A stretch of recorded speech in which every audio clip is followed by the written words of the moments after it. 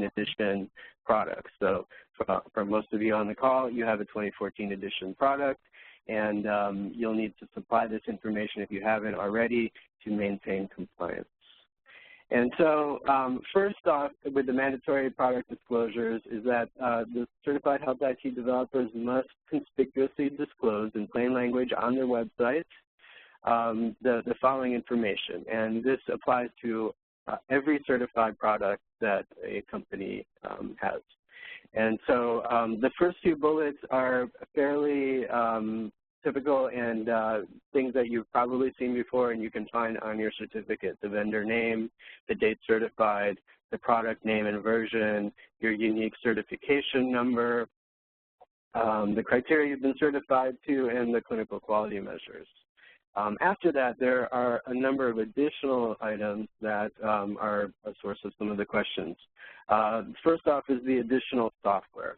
This is the additional software that your certified health IT relied upon during the certification testing to demonstrate compliance with the certification criteria. This has typically been something that you've attested to, so we have the documentation that should corroborate what we've discovered or looked at during testing and what we've posted on the chapel as well. In addition to the software, we have requirements to disclose additional types of costs that the user may be required to pay or implement to use certified health IT capabilities. And right here is a little bit of an update on a previous requirement. And this is additional types of costs, whether you're meeting meaningful use objectives and measures or to achieve any other use within the scope of the health IT certification. Previously, the additional types of costs were related only to the meaningful use objectives or measures that you would use the capabilities for your certified health IT for, but now it's been expanded to include any other use within the scope of the health IT certification. So everybody has so far applied or submitted information as far as additional types of costs, but we'll be looking for updated information to ensure that you've met the expanded scope around this particular requirement. The next item is the limitations, and again, this is probably the single most biggest source of confusion or questions. And so limitations need to be disclosed, whether they're by contract or otherwise, and any limitation a user may encounter in the course of implementing and using the certified health IT's capabilities. And again, this is whether to meet meaningful use objectives and measures or to achieve any other use within the scope of the health IT certification. Now, here are a couple examples. If you've been monitoring the communications we've been sending out over the last few weeks, we've also provided a template that our colleagues at ONC had provided to us that has some more detailed guidance and examples around additional costs and limitations and how they relate to capabilities of certified health IT. And so as far as types of additional costs, and again, the key here is the types of additional costs. We're not looking for dollar amounts.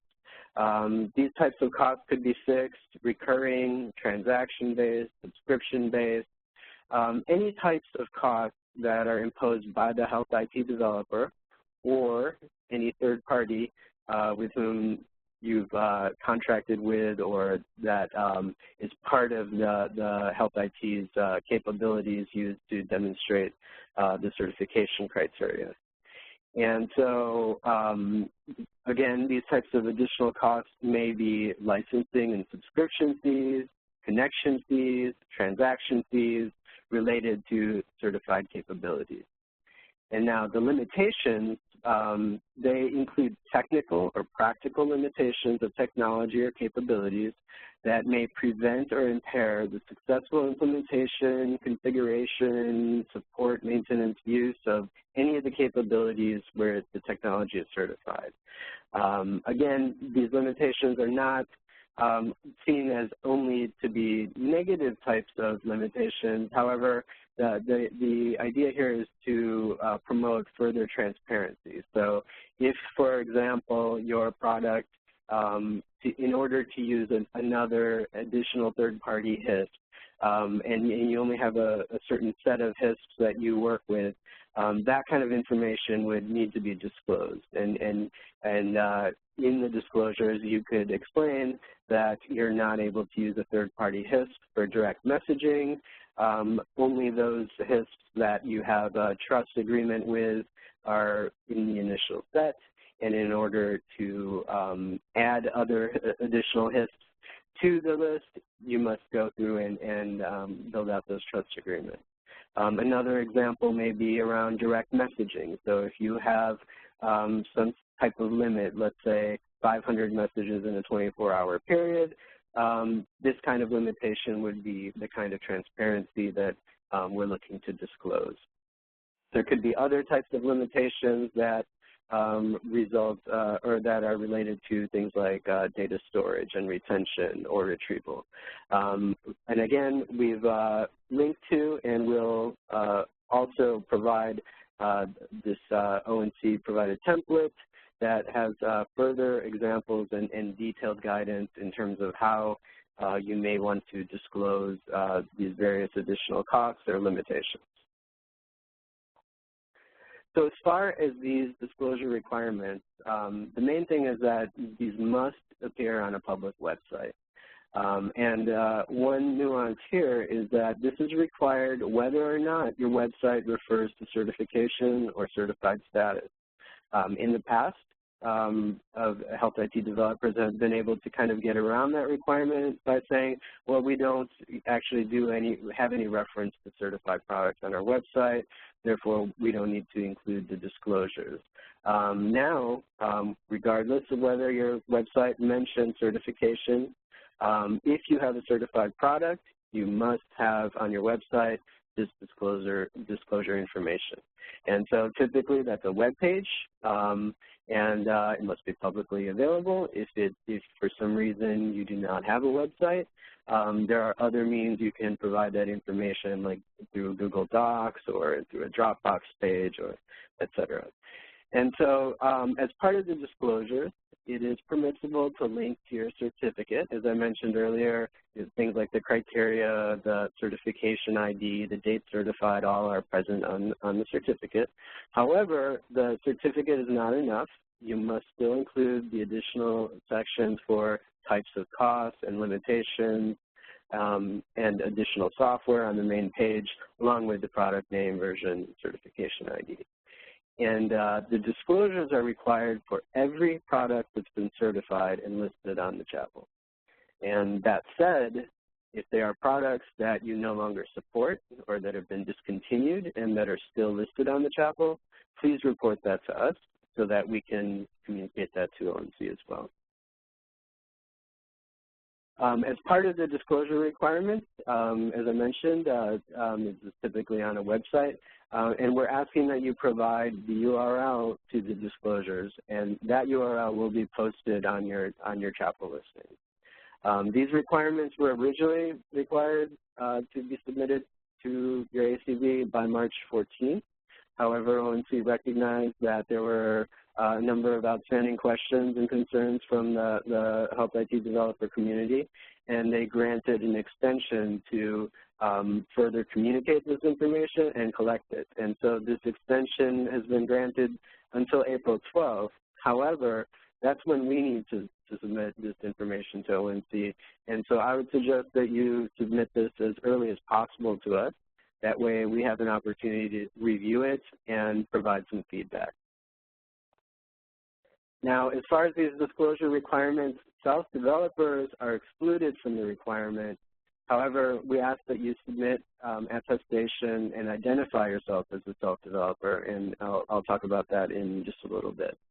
And then finally, any non-compliances identified after the deadline, including folks who haven't submitted the information, this will be considered a non-compliance, and as part of the non-compliance process, you'll be required to submit a corrective action plan and the noncompliance will be reported to ONC, and these noncompliances could lead to suspension or decertification. So one final other part of the disclosures requirements is the certified vendor pledge. This is kind of what it looks like. There's actually 3 boxes. The third box is for self-developers to identify themselves. And by identifying yourself as a self-developer, you're saying that you do not market, sell, or license your certified health IT. And so basically we're looking for certified vendors to pledge, and this is a requirement, either in the affirmative or in the negative. So we're looking for one of those 2 checked off.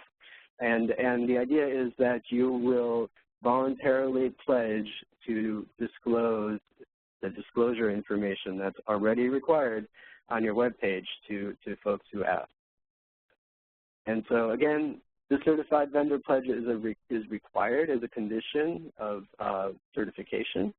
It attests that you, the product developer, will voluntarily and in timely fashion provide in plain writing and in a manner calculated to inform any part of the information required in the disclosures.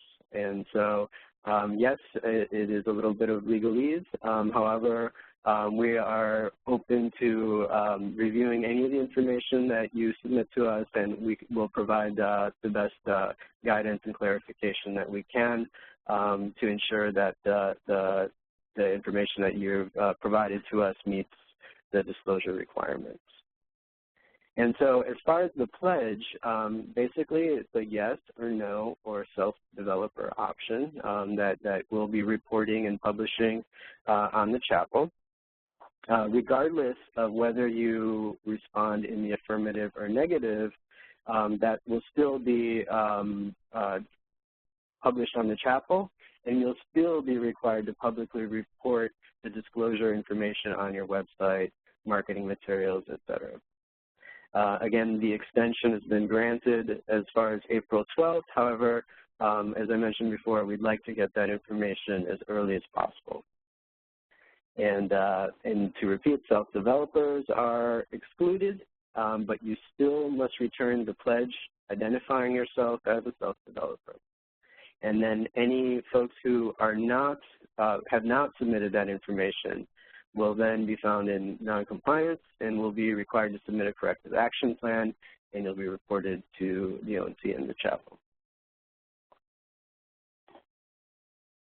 Next on our list of various requirements as far as reporting goes is the complaint handling process. So this is an existing requirement. This is just a reminder, but so basically all product developers are required to submit the complaint handling process form to ICSA Labs. And we developed this form to kind of help standardize the information that we're asking you to submit.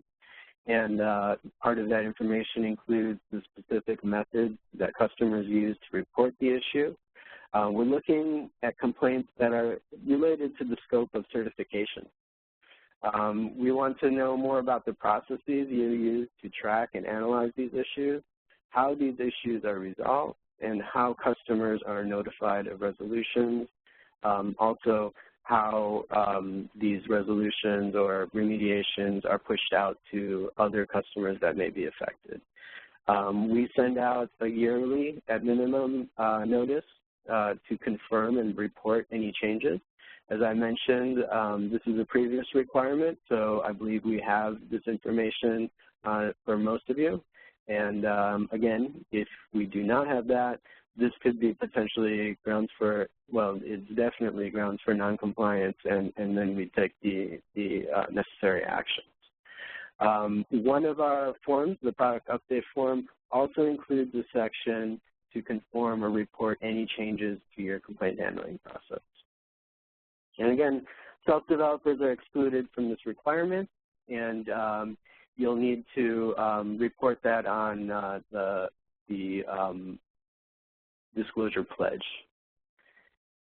The complaints handling process is also reviewed and verified as part of the surveillance activities. So when we receive complaints or when we're following up on a complaint, one of the first things we'll do is review your complaint handling process, and in our dialogue with you, we will ensure and verify that the complaints handling process that you submitted is actually followed. One of the things that's newer as of last year is that ONC had developed a portion of their website where folks, users of Certified Health IT, could submit complaints. And this is one of the ways or mechanisms to obtain more information about Certified Health IT and how it's working in the field. Note that the ONC site accepts anonymous complaints, and so we've definitely received a share of those. Those are a little bit more difficult to follow up on. However, any complaint that the ACB receives must be followed up, and you'll be hearing from us as far as the disposition of the complaint, and we'll look to see to find out what we can about the complaint and validate it to the extent we can. Typically, any complaints that we receive, your ACB, we have a complaint form. We try to get information about the folks who are complaining and the specific product. That way we can do a better job of following up, whether it's asking additional questions from the person or persons who made the complaint, or at least verifying that the complaint was specific to a product and version that was certified. So one other update or newer update for the required reporting is related to the fact that product developers are now required to submit a quarterly log for any complaints that they've received related to certified functionality. So we've provided a complaint log template that you can use, or you can submit your own version of the template or any other document you have that also covers the following information. We're looking for the date the complaint was received, the criteria that related to the certification functionality, a description of the complaint, the corrective action taken, and the resolution type or the nature of the complaint. Now, we understand that folks can receive all types of complaints. We ask that you use your best judgment on reporting. And keep in mind that what has the highest priority is complaints that affect patient safety. And so we ask you that you use the attestation form and template to log any of the complaints, and then also let us know if for some reason no complaints are recorded in the quarter. And again, this will be tied to our surveillance activities. And while some folks, some developers have reported no complaints, we'll take into account what we've received, the quality of the attestations and information when we look into our surveillance activities throughout the year. And again, self-developers are excluded from the requirement to submit the quarterly log. The next item covers adaptations. So adaptations have been defined in the final rule previously, and they're defined as software designed to run on a different medium, like a mobile device or tablet. The key is an adaptation includes the full and exact same capabilities included in the Certified Health IT. So that doesn't mean for a complete EHR that an adaptation has the full range of complete functionality. However, for any single criterion that the adaptation is serving as, for example, electronic prescribing, the adaptation must have the full capability as the Certified Health IT. Now, previously, adaptations were not required to be reported to your ACB. However, with the new final rule, Certified Health IT developers are now required to submit a record of all adaptations of Certified Health IT modules. So we need to have a list of every adaptation. This does not mean that the adaptations are listed on the chapel. In fact, they are not. This is for our records and purposes and for surveillance and complaint type issues.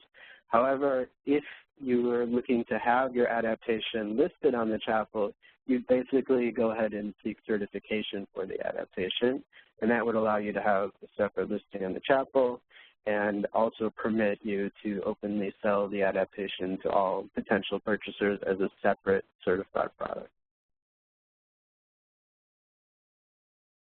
Product updates. So all of you should be familiar with the product update process, and typically that's used to grant inherited certification status to updated versions of Certified Health IT. And previously, product update information was self-reported by Health IT developers as necessary. Now, the change is that Certified Health IT developers are required to submit a record of all updates made to Certified Health IT, at minimum quarterly. And now we're asking that folks report on changes to user-facing aspects. And one of the main concerns folks have is when will they have to retest based on an update. Typically, we allow for inherited certification without retesting when the updates are minor in nature, that if they fall into the area of bug fixes or enhancements as opposed to major changes, re-architecting the product, or changes that affect criteria that are related to safety enhanced design. This is a specific new requirement around updates. Typically, these are areas we would have looked at regardless, but now they're specifically called out. So any changes to the safety enhanced design criteria are likely candidates for retesting. At the very least, we would expect some sort of updated attestation information around the safety enhanced design criteria. And we've listed out the criteria that are affected here on the slide. And so, as I mentioned previously, this information was self-submitted as necessary. Now we're asking that at minimum that Health IT developers submit this information quarterly and for all products that have certification. And so these are the various reporting periods. We have a quarterly reporting schedule. We send the information on things like product updates, complaints received, surveillance actions to ONC. And we have basically, we ask that folks report to us within 5 business days of the reporting period. That way we have a little time to compile and collate the information and get it out to ONC. And so we've passed on these reporting periods previously in the emails and news blasts that have come out. You can also find a record of these dates in our certification manual and in our surveillance plan. And I'll talk a little bit more about that in just a little bit. And so, again, we're looking for a list of all product updates, all adaptations, any complaints received, no later than 5 business days after the close of the quarter. The first reporting period begins the second quarter and due on or before July 7th, 5 days after the close of the quarter. And the records of adaptations and updates are reviewed by ICSA Lab certification staff and retained for our surveillance purposes.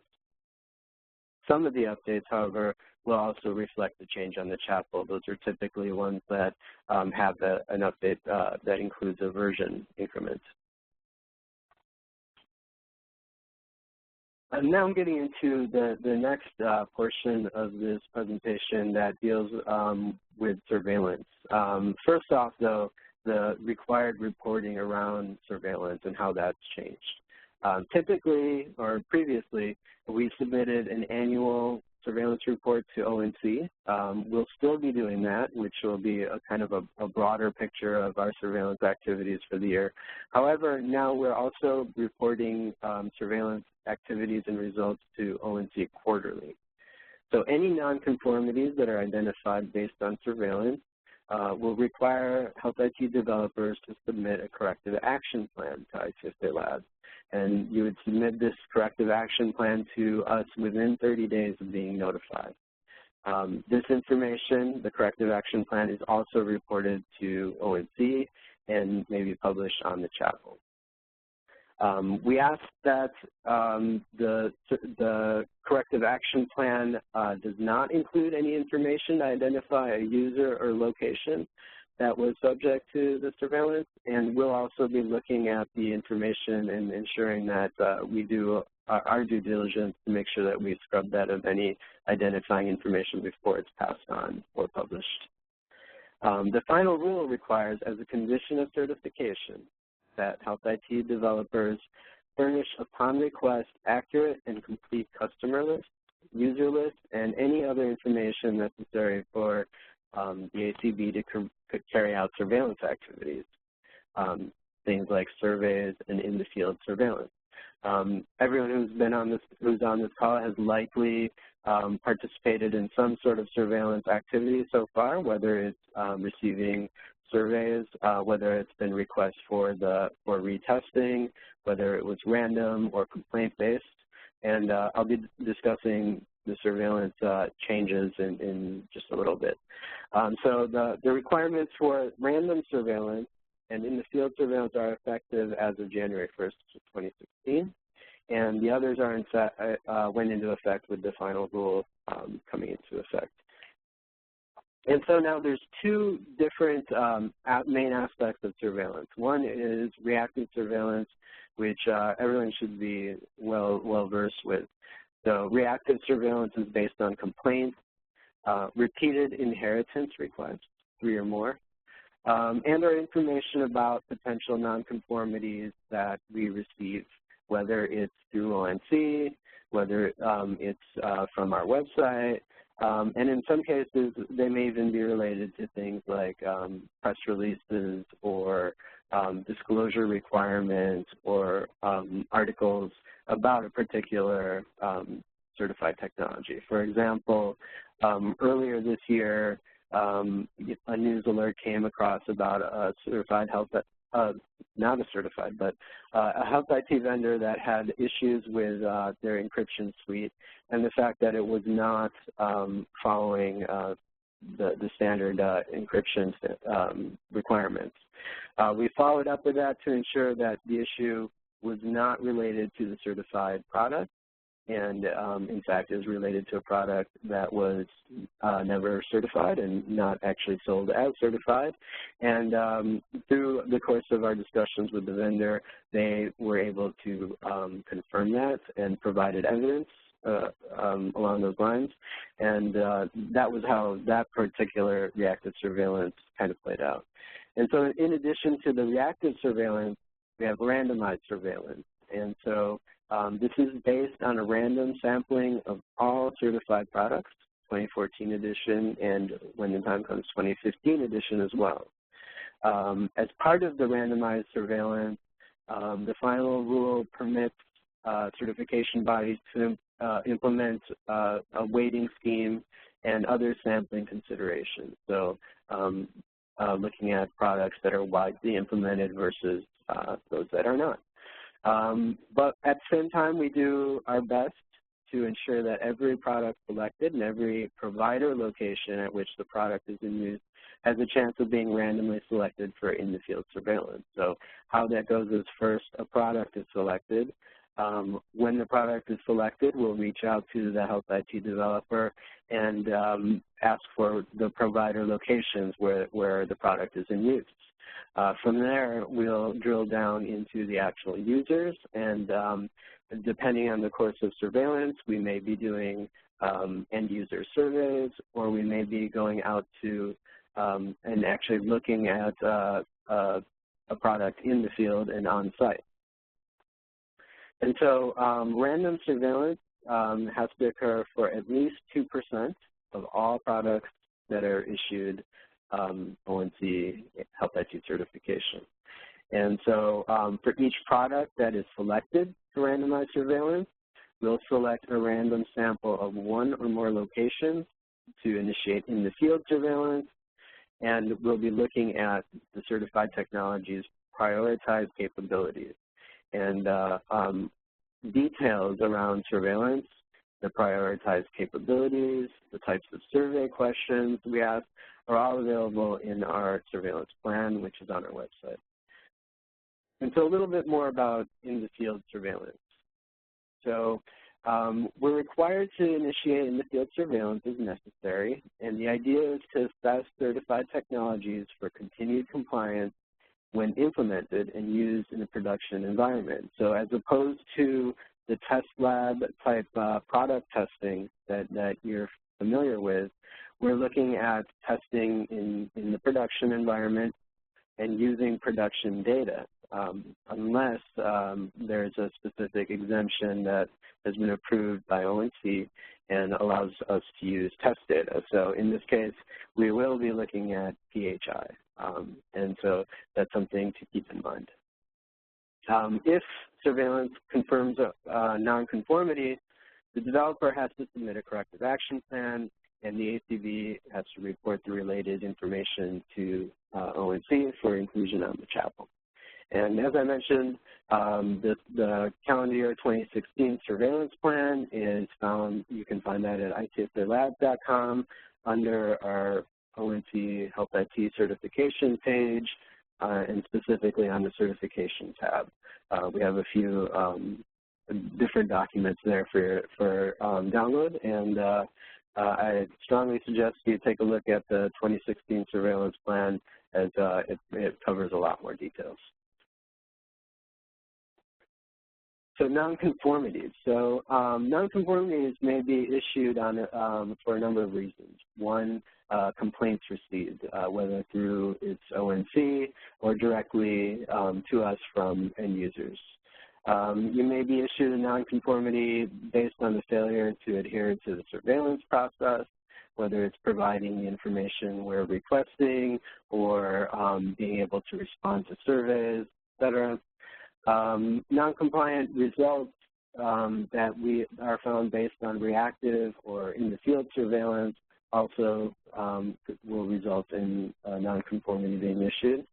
And failure to respond to the requests for disclosures like the product update information, the complaints handling process, the list of adaptations, the transparency pledge, again, fall into this category. And specifically, the ONC has called out that the failure of the health IT developer to disclose the required information that we covered earlier is a violation of the certification program requirement and thus constitutes a nonconformity. And so any nonconformity issued results in the health IT developer having to submit a corrective action plan within 30 days of notification to ICSA Labs. And so this next slide goes over the various elements that are required in a corrective action plan. And so, like I said earlier, if a nonconformity is found, a corrective action plan must be submitted by the health IT developer to ICSA Labs within 30 days, and it must include the following. So a description of the identified nonconformities, an assessment of how widespread or isolated the nonconformities or deficiencies may be across all of the customers and users of that certified health IT, how you will address the identified nonconformities, both at the locations where the surveillance uncovered the issue or where the issue is reported, and as well as for all other potentially affected customers and users. How you will ensure that all potentially affected customers are alerted to the nonconformity or deficiency, and how you are assessing the scope and impact of the program, problem. Finally, we'll be looking for the time frame under which this corrective action will be completed, and then at the end we'll look for an attestation that you've completed all of the elements of the approved correction action plan in the time frame which you proposed. And with that, we're coming to the end of the main presentation. I believe we have a good amount of time still for Q&A, and from what I understand, we have a number of questions. And so from here, Kevin is going to finish up with a quick recap of some of the information, and then we'll move on to Q&A. Thanks, Amit. So yeah, we've received numerous questions. We're going to do the best we can to get through as many as possible. We'll try to consolidate some that are similar. But I do want to reiterate, if we don't get to your question today or if our answer is not to your satisfaction, please follow up with us at our contact information, which will be at the final slide.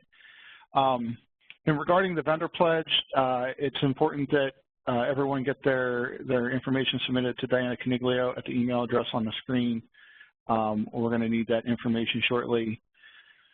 The update for websites and marketing materials to include the 170.523K1 product disclosures, that needs to be sent to Diana as well prior to April 12th. And this is an important one because we did receive a couple questions about this. You don't need to begin the quarterly reporting of complaints, product updates, and adaptations until the second quarter, which begins April 1st and runs until June 30th. So the submission of that documentation will be after the June 30th date. So the first round of those will be due July 7th, and that is 5 business days after the close of the quarter. If you do not have complaints, you need to indicate that on the form as such. This is mandatory every quarter, so even if you don't have complaints, you do need to submit every quarter. So same thing for product updates and adaptations. They're recorded during the quarter and, again, will be submitted to Diana Caniglio. And on that due date, you'll need to submit the product updates and adaptations on the form. The webinar recording should be posted within about 2 to 3 business days. Today's slides will be sent to the attendees and posted along with the recording of this presentation. The latest product update, adaptations, and complaint handling process forms will also be distributed to customers. We'll get those out as soon as they're ready. Next slide, please. Now, this is just something new that ONC set up. They've created a dedicated listserv to communicate updates about the certification program, as well as test tools, test procedures, certification companion guides, and so on. This could be very handy if you're in the middle of testing. There is a grace period to implement those changes, but if you're in in the process of software development or even in the testing process, if you sign up for this, you'll get notified as changes as they come through. There's a URL on the screen which will be able to access that. Just submit your email address and you'll be signed up for that list. Next slide, please. Here's our contact information. You can contact us, again, to follow up with any questions that you may have after the call or maybe that we didn't get to on the webinar today. At this time, I'm going to go ahead and start working through some of these questions. We have about 4.5 pages of questions here, so we'll see what we can do. The first question was regarding the requirement to list some of the certified information on the product developer's website. So the question is, doesn't the chapel already list the certification criteria and CQMs? Why recreate the wheel and require us to list it on our own website? The answer to that question is the information will need to be listed on each product developer's website. It needs to be listed along with the additional software and limitations, which is not listed on the chapel. So that is going to be required. It does include some additional information. I believe the rationale behind some of that has to do with making it easier for end users to find that information. The next question was... I was going to chime in and say, you know, not everyone goes to the chapel, and so the idea is, you know, increased transparency, and so having that on your website is helpful.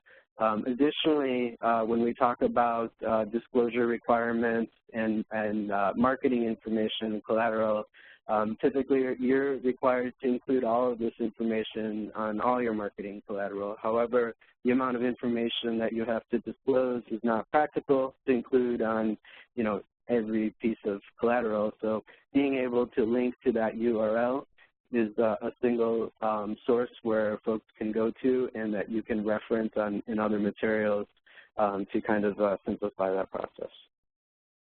Thank you, Meet. Now, our next question was answered by one of the slides. I'll go ahead and address it anyhow since we received multiple questions. And I think for some of these questions, you'll find that the answers were covered later on in the presentation from when they were asked. The cost statement. Our software is included as part of a services bundle, and thus there is no cost for the software. Are you stating that we need to provide cost information for our bundled services?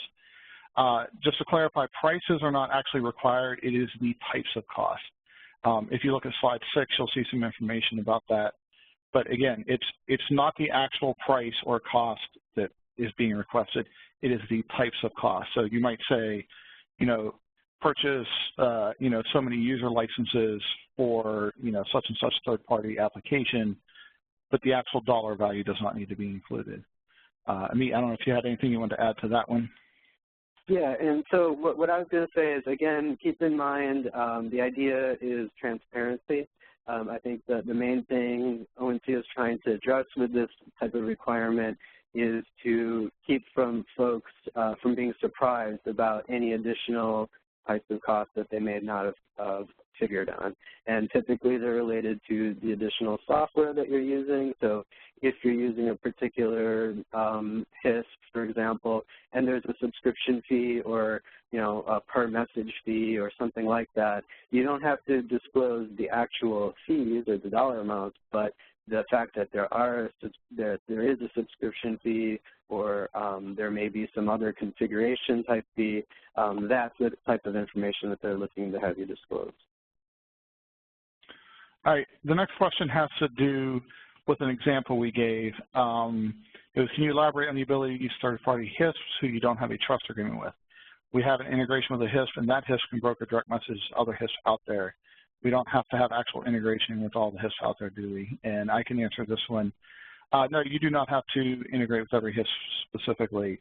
The intent of that example was not that you would have to integrate with every HISP, but rather that there were, let's just say there were some reports previously that some certified EHR technology could not send and receive direct messages with other certified EHR technology.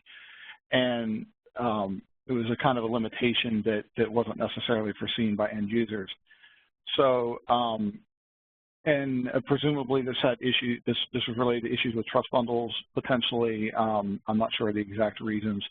So the intent was just to make sure that if there are known limitations such as that, like you have to be a member of the, you know, you can only send and receive with a particular HISP, then that would be something to be reported. But if that's not a known limitation or your HISP doesn't have that limitation, you would not have to worry about that. We were asked on the flip side, I was going to say, you know, if you don't have these types of limitations, they're worth disclosing as well, because that could be a differentiator for you when folks are looking at trying to select products. And if they see that you don't have these types of limitations, that may influence their decision. That said, if you say there are no limitations, we would expect that there wouldn't be. And if we, you know, we're receiving complaints otherwise, we'd have to look into that from a surveillance standpoint. Okay, good point, Amit. All right, the next question was, does each product need to be listed separately, or can we have one page with all certified products? The answer to that is one page will be fine as long as the information on that page is clearly listed to show which information is being disclosed for which products. Amit, did you have anything to add to that one? Yeah, I think that the idea is one page is the goal here. Again, the idea being a single source for all of the information related to certification to make it easier for folks to be able to dig that up. All right, and we had a couple questions related to this one as well. You've mentioned posting disclosures for all products that are certified, that we need to alert you of any products that are no longer supported. By products, are you referring to separate software products or versions of the same product? And the answer is going to be either one. Any product or version that is no longer supported should be reported to us, and then we can alert ONC to retire that from the Chapel website. Amit, would you like to add anything to that one? Okay. let's see. The next Sorry question about was. that. I was on mute, and I was going to mention that you know, we will be doing surveillance. We will be looking at any product that's been certified, right? And so if you have 40 products on the chapel, but only 5 are in use, it probably makes sense to look at either retiring some of those previous certifications. I think that will reduce the amount of work you have to do in terms of reporting, and will also make more sense for us in terms of when we're doing surveillance and how we're targeting that surveillance. All right. Next question was, is a complaint process update to be included with the URLs for the disclaimer and attestation statement? Amit? No. So what we're doing is we're updating our product update form to include all this information that we're asking you to submit to us, so you have it in one form. However, the complaints handling process is more for us to be able to review and to ensure that that process is being followed when we look at any complaints that are received. So that won't be part of the public disclosures or what we report to ONC, but it is part of our internal document collection and part of the surveillance process. Okay, thank you, Amit. The next question is, does the disclosure URL need to be to the exact page showing in the disclosures, or just to the product website, and it's going to need to be to the exact page where the disclosures are located? See here. So can we modify your complaint log template? Example, we want to include the product and version. Yes, you can modify that template. Amit, did you want to add to that one? Yeah, like I said, you could use that template. It's a good starting point, and we assume that that template, along with a number of documents, will be refined over time. And we'll get and so you can either update the one we've sent or use that as perhaps a starting point for any documentation that you may generate on your own. Okay. And Amit, we've received several questions similar to this one. I guess it boils down to what is the definition of a complaint? And to just kind of expand on that, is it all questions that come into the support center? Or is it something we identify as a defect with the system, or maybe something that a customer feels our product is not calculating correctly, or there's also some examples of usability some people have provided. So could you elaborate on the definition of a complaint? And also, in addition to that, oh no, go ahead, and I'll say the next one. All right, so first off, I can feel everyone's pain in terms of trying to grapple with that particular requirement. It seems a bit vague and open, but that said, there's a couple of things that we'd want you to consider. So when you're looking at complaints, there's definitely a priority or hierarchy of the types of complaints. At the very tippy top would be anything related to patient safety. Those are the types of complaints we absolutely need to hear about. Going on from there, then we want to look at what's related to the scope of certification. So specific criteria that we've tested against, specific standards that have been implemented, and then drilling down onto that, there are ONC identified areas for prioritization. Those are spelled out in our surveillance plan. And those typically involve things like data exchange. And so those are definitely the key areas that we're looking for. Anything related to the safety enhanced design criteria. And then we go into a whole other set of types of complaints, which may be related to workflow and usability. There are usability type requirements in the program. However, and I don't know a better way to say it, but there's no requirement that the product is usable. That said, that's something we'd still get complaints on. It would be still something we'd follow up on as well. The final set of areas that could be complaints might be maintenance, support, stability related. Those aren't part of certification technically, but these are definitely areas that we hear about. I know ONC hears about. And so they're looking to get a grasp or handle on how many of these complaints happen and what's being done to address them. And so if you can imagine, well, at least I can imagine how many different complaints folks might get and what types. What would be helpful for us as we're collating and collecting and reporting on these things, I think taking into account the priority or prioritized type of complaints with patient safety being at the top, then the ONC defined prioritized areas, then those that are specific to the scope of certification. Those are the ones that we definitely need you to report on. Excellent. That said, I was going to add, the process is always, being refined. And so as we get further guidance from ONC, we'll definitely pass that on. I think we all recognize that, there's a point where it may be too much information, and, what they're looking for is probably key priority areas. That way that they know that what's happening and how they're being resolved and acted upon. They're probably not looking for every type of support or maintenance type issue. That said, we don't have the exact specific guidance, so I think, as a community, we have to figure out what's the best priority, what needs to be reported, and go from there. And then finally, for those vendors that have no complaints to report, I'm not saying that's going to be a red flag automatically, but that's something that we would consider as well.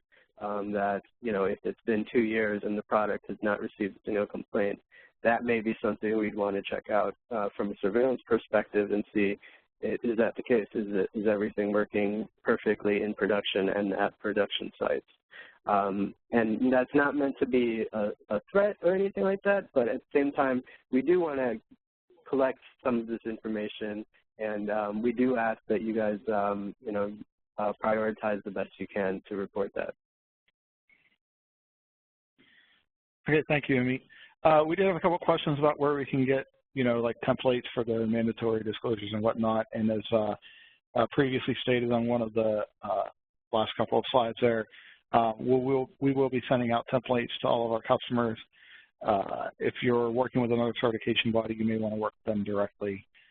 We also got a few questions similar to the complaints one, but about adaptations and some of the other things. They're very specific questions, and we can follow up with some of the people offline if need be. But one of the questions about adaptations I think will be a good one here, Amit, is are we required to submit adaptations if they have not yet been deployed to our customers? Example, we are incorporating 2015 changes over multiple product releases. Sure. So given that you're reporting adaptations at minimum quarterly, it probably makes sense to report them in a quarter where that adaptation is going to be deployed. And so that said, as you're working out some of these issues, we're happy to help provide any further guidance we can. And I do know that folks are interested in getting these slides, getting those updated forms, et cetera. As I'd mentioned, on our website, we already have our surveillance plan, certification manual, the latest versions of those, so please take a look at those. Within just a few days, I believe by Monday, we should have this recording posted. We'll try to get this PowerPoint out and available to everybody who attended, as well as available for download. And as Kevin mentioned, if you are working with another ACB, keep in mind these are, some of these things like the forms, the processes I went through in our surveillance plan, certification manual are specific to ICSR labs. So you may want to contact your ACB to ensure, if they have any specific other requirements. But that said, we're always willing to help answer questions or provide guidance if that helps. All right. Next question, we had a question about unknown limitations and how they are handled. For example, we are unaware of a direct messaging limit at this point. Well, that's a good question. I think in security, we always say you don't know what you don't know. And so part of it is, you know, being able to monitor. So I don't know how we could hold anyone accountable to unknown limitations, but that said, I would imagine the process would play out in some sort of complaint or report that we would receive or you would receive, and then you would update your disclosures accordingly, whether it's a complaint or not, or whether it's just basically clarifying or adding more to your original disclosures. A lot of this is a work in progress, and so that's our commitment to you. We'll try to work with you the best we can to help you be in compliance and make sure that you know, the information that's required is submitted to ONC. All right, so we're about out of time, but there's one more question I want to make sure we address. And it says, so you're saying our first report to ICSA on updates and adaptations is not due until close of second quarter 2016. Yes, that is correct. However, it's worth noting that this does not absolve you of prior responsibilities related to product updates. So if you have something major to report prior to then, you would still need to submit a standard product update form according to any previous policies and procedures. So just be aware that for the new requirements may not begin until the reporting portion of the new requirements may not begin until the end of second quarter. You're still bound by the previous requirements regarding product updates. Anything else to add to that, Amit? No, good question though. So, well, I guess there's a little to add to that. So a lot of this information are things that we already were collecting or you were required to submit. What may have changed is how frequently or if we reported that to ONC. And so now we have quarterly reporting requirements around all of that. So please make sure you check with your team to ensure that the latest complaint handling process is on file with us. If you haven't, signing the vendor transparency pledge should be pretty straightforward. As someone had noted, well, isn't that basically reiterating what's already required as part of the disclosure in URL? Yes, it is. So, and there really is no penalty for signing the pledge in the negative. However, whether you respond positive or negatively or as a self-developer, that's reported on the chapel, so that's something to consider. And so with that, also be on the lookout for a further communication from us. We'll have this presentation, a link to the recording, and a link to any updated forms that we referenced on today's call. And we should have that all out by Monday. All right, and so we're going to have to stop here. We're about out of time. I did just want to clarify, we have received a number of questions we unfortunately haven't had a chance to get to. We will do the best we can over the next several days to respond to them either individually or we'll look at possibly posting maybe like an FAQ to our website if we're able to get that together here in a reasonable time frame. But if we didn't get to your question and you want to make sure we received it, feel free to email myself or Diana, and we'll try to get back to you as soon as possible. I want to thank everybody for their time today, for joining, and hopefully, if you're not already registered for our webinar next week, we do have one additional webinar which can be accessed from our website. We'll be having next week on some of the test criteria. It is the last webinar in our series prior to the launch of the 2015 edition program. If you need information on where to access that registration information, please email me, Kevin Brown, at the email address on the screen, and I will send you that information. So again, thank you everyone, and have a great rest of your day.